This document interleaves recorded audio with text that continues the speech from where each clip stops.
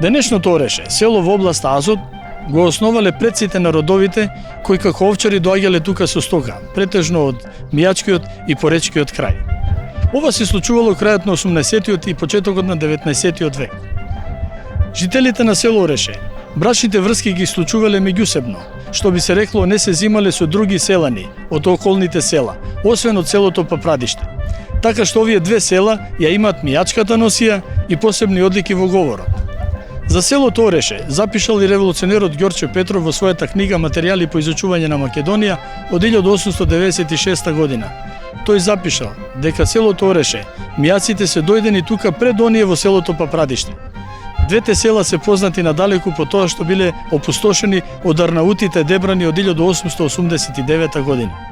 Во средината на 19-тиот век, селаните на село Ореше почнале да барат и други начини на екзистенција, наголемо се познати како зидари, тувлари, циглари.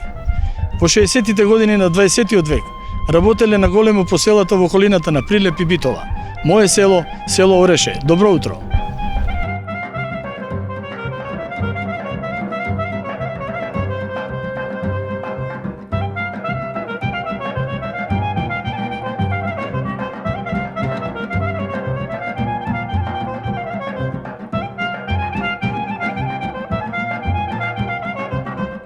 Мое село, Адријана Елиевска, село Ореше. Адријана, добар ден. Добар ден и добре дојдовте во нашето Ореше. Добро и ве најдовме, Адријана. Овде дружејќи со мештани ве утрово велат дека ако некој може да каже за село Ореше, тоа е само Адријана Елиевска. Така. Мене ми е исклучително драго денес што сте наши гости и што ќе имам можност да ве запознавам со историјата на селото. Она што сметам, односно ќе си земам за право слободно да кажам, Ореше е доста старо село.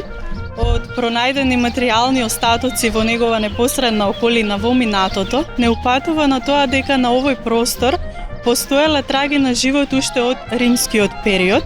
Меѓутоа својот главен карактер, односно епитетот кој што до денес Ореше го носи, а тоа е мијачко село, населено со мијачки родови, го добива некаде во средината на 18-тиот век, кога како резултат на присилната исламизација која што ќе се врши во Западна Македонија, голем дел од родовите во малореканските села, од мијачките родови ќе започнат да се иселуваат, бидејќи не можеле повеќе да ги трпат разните притисоци од страна на одметниците на турската власт, честите банди од страна на албанското и качачкото население, тие излезот го бараат надвор од матичните села.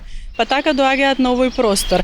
Со извршени разговори во минатото со постарите жители на селото Тресонче, но и според текстовите на доктор Коста Балабанов, тие ни покрај овие причини, тие ни ги наведуваат и ни наведуваат дека населението во нивните села во минатото во обид да подобрат својата материјална и екзистенцијална сигурност, бидејќи важеле за исклучително добри мајстори, се иселуваат во така наречени организирани мијачки работни мајсторски групи, наречени тајфи. И доаѓаат во Велешкиот регион, кога во овој период за Валија ќе биде поставен прочуениот Емин Ага, кој што имал доста широки и големи амбиции да го унапреди градот, да го изгради, бидејќи Велес во минатото представувал важна трговска врска меѓу Скопје и Солун. И на тој начин ќе им понуди на овие мијачки групи да му градат конаци во градот, а за возврат да добијат тапии, да одберат каде сакаат во административната област Кјупрли да ги градат своите нови домови.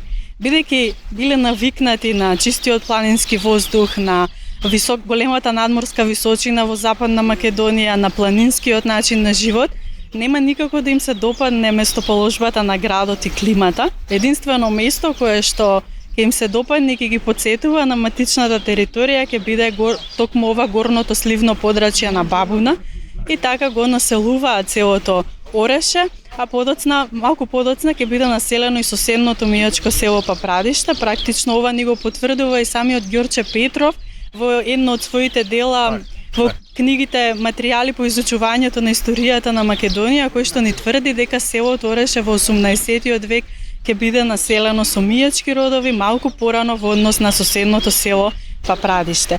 Иако населението во селото ни тука не успеало во целост да го пронајде мирот, Па така во 1889 година Ореше ќе биде нападнато од една организирана група која доаѓа исто од Дебарскиот регион, од метници, така, од метници од турската власт и ќе го запалат селото, ќе уништат поголем дел од фамилиите, истото се случува нели со соседното село Паврадиште. Иако освен доселувањето на мијалците, Ореше во официјалните историски документи се спомнува и многу порано, уште во 1468 година, некаде во 15-тиот век, тоа го дознаваме од обширните османлиски пописни дефтери, кои што ни при анализа на документот ни представуваат дека селото е дел од административната територија Кјупурлу, каде што се заведени 15 христијански фамилии. Што се однесува на малку поновата историја на Ореше, односно периодот околу Балканските војни, според издадени документи на бугарското конзулство во Скопје, но и според статистиката на Васил Кънчов, за овој период ни наведуваат дека селото броело 460 жители. Истовремено ќе даде 23 борци како доброволци во редовите на македонско-одринското ополчение. И во овој период Васил Кънчов ни наведува дека селото било ставено под целосна контрола на бугарската екзархија. Бидејќи населението било мијачко, постојано во минатото екзистирале и надвор од селото, најмногу во Република Бугарија, и во овој период таму ќе функционира едно така наречено Орешко-мијачко благотворително братство, кое функционирало одделно од Велешкото, како организација, при што имале издадено и свој устав, го имаме ние зачувано до денес. Периодот потоа околу 1930 година, според етнографската карта на германскиот професор Леонард Шулц, тој пак ни наведува дека селото ќе брои до Втората светска војна околу 100 кујки, дека населението во овој период ќе биде ставено под контрола на српската пропаганда, односно властите кои постојано се менувале ќе се обидуваат да го србизираат населението. Меѓутоа тоа нема да се случи. Единствено селаните се обидувале нели да си ги зачуваат своите животи, своите фамилии. Па така околу Втората светска војна целиот овој регион се наоѓа под воена окупација. Ореше ќе даде повторно неколку жртви во текот на народно-ослободителната борба. Во нивна чест е поставена спомен плочата на селската чешма. И некаде после завршувањето на војната, па се до 60-тите години, практично селото започнува да го достигнува својот подем, односно кога веќе населението ќе започне послободно да живее. Со пуштањето на железничката линија Скопје-Битола, животот во селото доста многу ќе се унапреди, бидејќи таква е местоположбата на Ореше, од сите страни е заобиколено со високи планини, единствено е отворено само кон исток. Па популарната прочуена Орешка железничка станица еден долг временски период представувала главната влезна порта кон селото. Потоа периодот од 1960 па се до 80-тите години, би рекла, на некој начин ќе остане длабоко врежан во колективната свест, во меморијата на населението од селото, како еден период кога можеби најдобро се живеело и кога Ореше го достигнува својот максимум и во однос на жители, но и во културен поглед. Така, во една од овие години селото достигнува околу 160 домаќинства и скоро 800 жители, што представува второ село по големина во Азот после соседното село Богомила. Населението главно во овој период се занимавале најмногу со сточарство, со земјоделство, но најмногу ја користеле шумата и дрвото, со преработка на истото, бидејќи го има во изобилие, таква е околината, се прехранувале поголем дел од фамилиите. Истовремено во овој период во училиштето настава посетувале околу 130 ученици од прво до четврто одделение, истата се одвивала во 2 смени. Карактеристичен и би рекла многу важен елемент е културниот живот во ова време, доста се унапредил, се подобрува инфраструктурата, се поврзува селото со поголемите градски центри. Па така се организирале голем број на спортски активности меѓу населението, прочуените орешки средби во овој период, пропратени со голем дел уметничка програма. За прв пат доаѓа доајенот на македонската музика Васка Илиева, потоа настапи на ансамблот Танец. И јас сметам дека таа традиција ние и до денес ја негуваме и ја чуваме за време на празникот Ѓурѓовден. Истовремено битен елемент, односно карактеристичен момент по кој што Ореше се издвојува во минатото представувале мијачките свадби, кои што се правеле по неколку дена. Карактеристичен фолклорен момент на истите тука се појавува познатата орешка мијачка носија, изработена од нашите баби, прабаби, поради својата грандиозна убавина, ние и до ден денес сме препознатливи по истата. Истовремено населението, односно нашите постари, во минатото биле доста големи сепаратисти, што никако не се посватувале со останатите жители од околните села, единствено тоа се правело со соседно попрадиште, нели да се задржи мијачкиот ген, коренот, пред се носијата, но и говорниот дијалект, бидејќи сме на исто рамниште, некако слични со мијачките села од Западна Македонија. И успеале во тоа. И успеале во тоа, да, и до ден денес. И веќе околу 80-тите години, почетокот на 90-тите години, миграцијата село-град ги покажува своите први резултати, како и сите останати села во нашата држава. Започнува бројот на население драстично да опаѓа, со последниот попис направен во Македонија, денес селото Ореше официјално по лична карта брои околу 90 на жители, меѓутоа со постојано место на живење тука се многу помалку. Адријана, ти благодарам за оваа докторска дисертација за село Ореше. Благодарам и на вас. Наистина прекрасни зборови. Ви те запрашал само во тука околу. Ви те запрашал само околу крајот на разговорот да кажеме за гледачите на мое село. Село Ореше. Можеме ли да го кажеме еден галичник или едно Лазарополе во Велешкиот крај? Па, моје лично размислување, да, често знам да кажам, Ореше е моја последна реликвија, бидејќи многу го сакам селото и моите соселани, сите иселеници тоа добро го знаат и би рекла да. Остануваат во Велешкиот крај само овие две села мијачки. Единствените мијачки две села во Велешкиот регион, во област Азот прочуена се Ореше и Папрадишта, двете мијачки оази. За гледачите на мое село, да кажеме кога било најако со народ, дечиња, веселби и така натаму. Кој период можеме да го пофалиме село Ореше? Јас сметам дека периодот околу 65-та па некаде до 1980-тите години, до пред миграција. До пред миграцијата, тоа е период кога Ореше го достигнува својот максимум. Ке повторам уште еднаш, број некоја во тие години број скоро 160 домаќинства, со население ќе биде околу 800 жители, што во минатото представува второ село во Азот после Богомила, било дел од општина Богомила, функционирало и училиштето, некоја бројка на ученици скоро и до 130, можеби и повеќе. Работеше до пред некои 5-6 години како подрачно училиште на основното општинско училиште Петре Попарстов од село Богомила, а денес веќе не работи. Како и што рековме, свадбите траеле по цела недела. Траеле по цела недела, траеле по неколку дена, се обележувале сите поголеми верски празници, се селските слави, специфична, односно карактеристична, која што најмногу привлекувала доселеници по повод празникот Успение на Пресвета Богородица 28 август како селска слава. Ајде да речеме, се сакале луѓето меѓу себе, се почитувале, се дружеле, се веселеле и така натаму. Што можеме да кажеме денес? Па денес сметам дека тоа е доста исчезнато, не постои повеќе. Меѓутоа куќите се тука, родните огништа се тука. Меѓутоа населението било доста воспитувано во патриархален карактер, да се почитува постариот, да се почитуваат меѓу себе, да се почитува верата. Не знам дали ќе се сложиш со мене, имаме доста повратници денеска во селото Ореше. Имаме, да, куќите почнуваат пополека да се обновуваат. Родните огништа ги влечат назад, корените сепак не можеме да ги избришиме без. Едно прекрасно место, прекрасна природа. Така се наоѓаме на скоро 850 метри надморска височина. Природата е доста примамлива за сите, поради својата убавина, може да се шета низ селото, да се ужива, тука може да се пронајде и мирот кој што градовите не ни го нудат. Така, Адријана, ние тука не застануваме, не се поздравуваме, ќе се дружиме денеска во село Ореше, ќе поразговараме и за другите знаменитости во селото. Да, јас предлагам сега да се качиме кај манастирот, па таму да го продолжиме разговор. Секако, ти благодарам.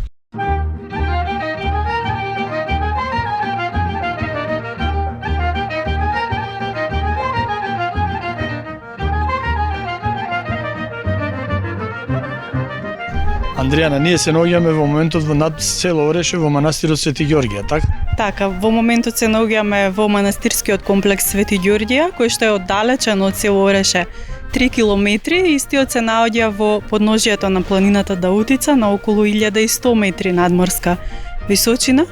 Она што го имаме зачувано од историските податоци околу почетоците на манастирот, преку раскажување на голем број на легендарни преданија во минатото од нашите постари генерации, се пренесува легендата дека манастирот е основан уште со самото доаѓање на мијаците во овој предел, бидејќи под присилната исламизација се појавува името на отец Харалампие, кој што доаѓа од Западна Македонија и со себе носи неколку православни икони во обид да зачува и задржи својата православна вера.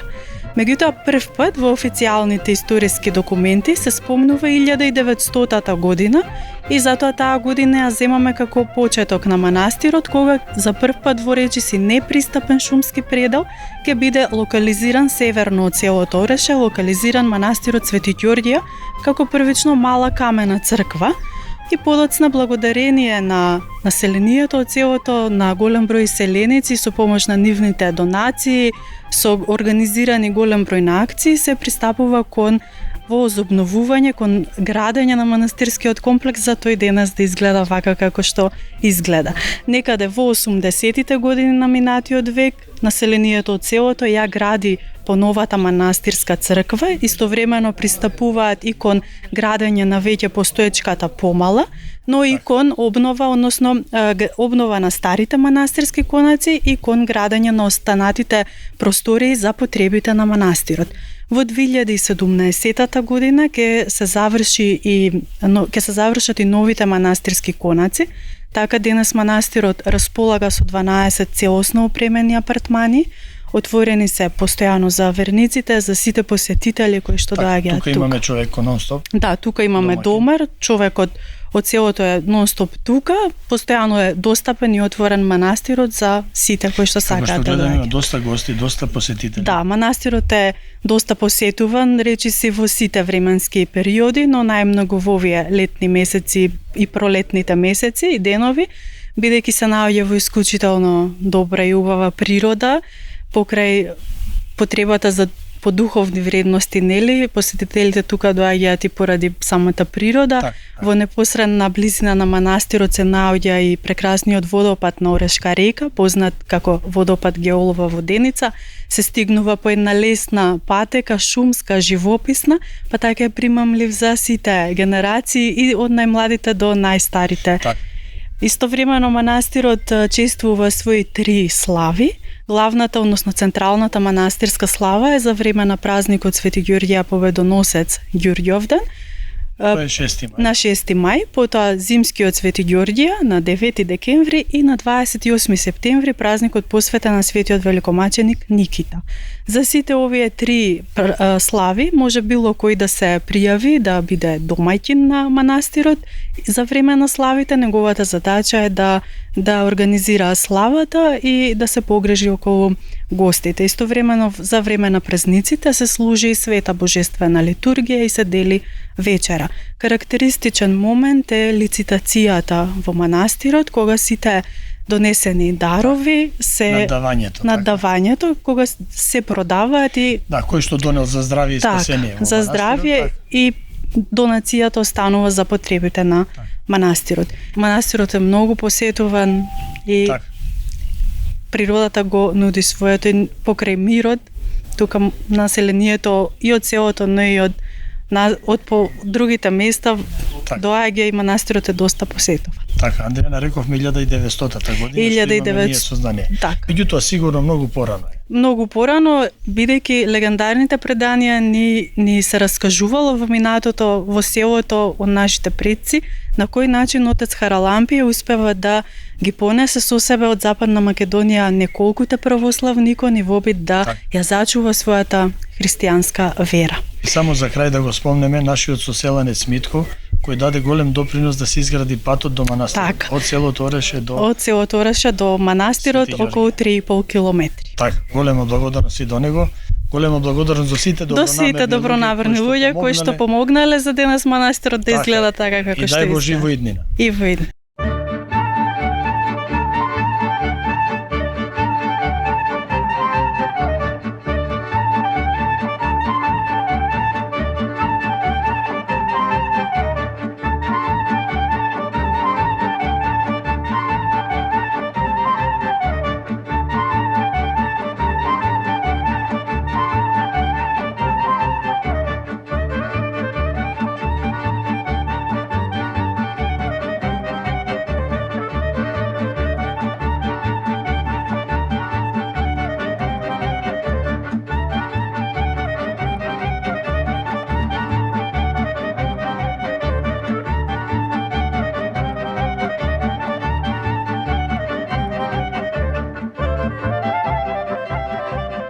Андријана, се наоѓаме во црквата Успение на Пресвета Богородица.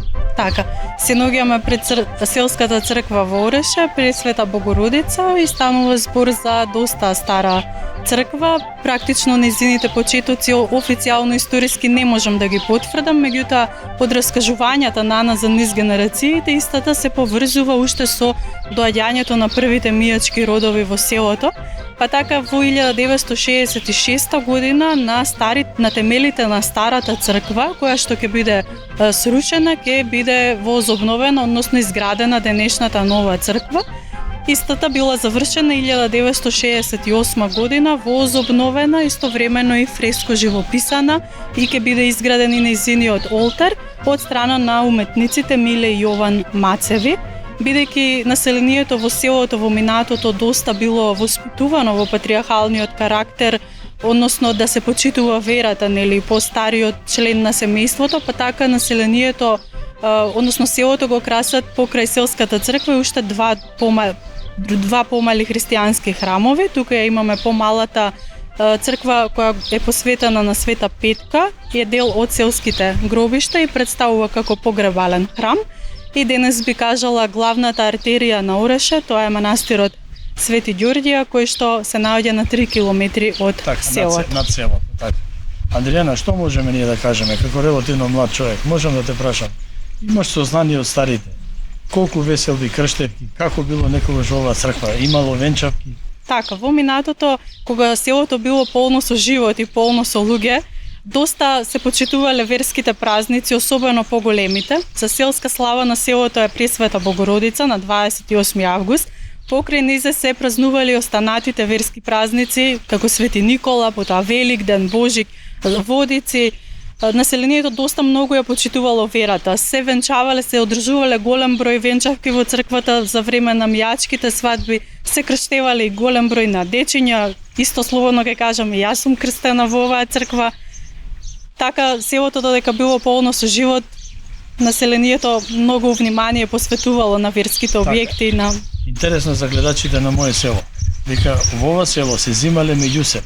Не зимале од другите села, освен од селото по Прадиште. Така, во минатото нашите предци, нашите баби, деловци, прабаби биле доста големи сепаратисти, никако не се посветувале со останатите. Со останатите, единствено тоа се правело меѓу себе во селото, но и со соседно Папрадиште, бидејќи нели имаме ист ген, иста мијачка крв, и да се зачува носијата, традиционалните обележја, обичаите, пред се мијачкиот дијалект. Твоите родители? Моите родители потекнуваат од тука. Да, значи и мајка ми, татко ми, моите баби, моите дедовци, моите корени се тука, и јас затоа толку многу. Така, повеќето од мештаните од Ореше се земјата да рече. Така. Во минатото. Благодарам јас.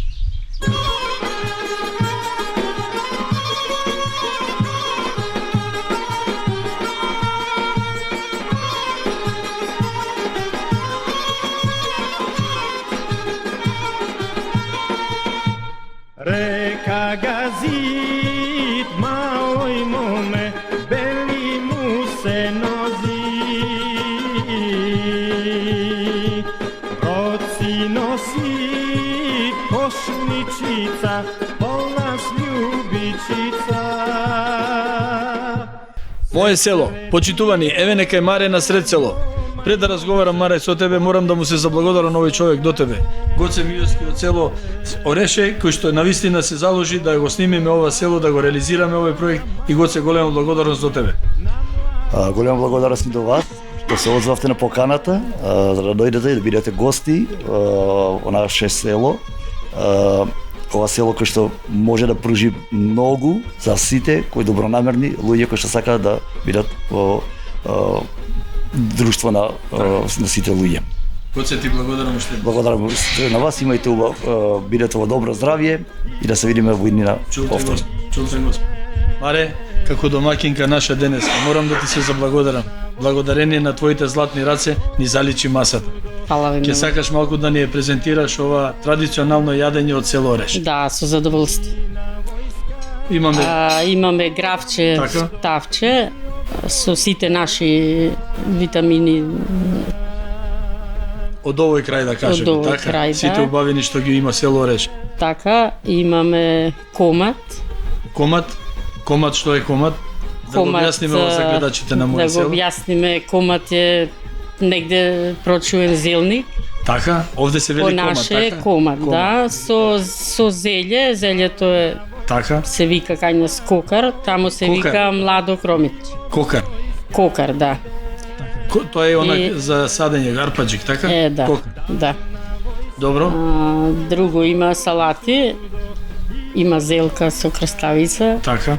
има патлижан, шопска салата, така наречена. И тука сирење од кози. Имаме Наше кози, сирење, така. да, има чува кози жената, ми донесе сирење Така е. и патлижан. Маре, ти благодарам.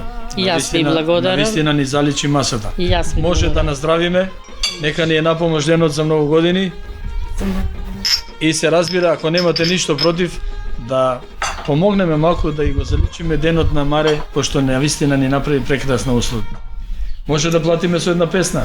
Може. Река гази, малој моме, бели му се нозе. В роце носи кошничица, полна с љубичица. Се сретнале мома и момче во тесно сокаче. Се сретнале, се прашае каде одишлу до. Ајде на здравје. Почитувани, тука е крајот на вториот дел. Голема благодарност до село Ореше. Таткове ти променица, мајке одменица.